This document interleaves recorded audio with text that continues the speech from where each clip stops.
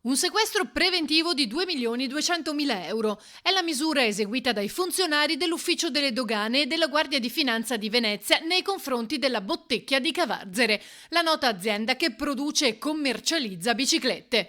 Importavano pezzi per i modelli elettrici dalla Cina in più spedizioni per assemblarle una volta giunte nel veneziano ed evadere i dazi. Con l'introduzione dei dazi antidumping 2018 su questo tipo particolare di prodotto, le aziende che commercializzano in Italia questa merce, queste biciclette, hanno iniziato a trovare degli escamotage per evitare di pagare appunto questo dazio antidumping. Lo hanno fatto importando dei pezzi, le componenti delle biciclette in modo separato e svincolato, è stato provato appunto dalle indagini. Abbiamo iniziato un accesso in via amministrativa. In questo accesso abbiamo subito riscontrato per due importazioni degli elementi che ci hanno fatto interrompere l'accesso e pensato di predisporre appunto una notizia di reato per contrabbando e falso in atto pubblico, che è stata appunto poi acquisita dall'EPPO di Venezia,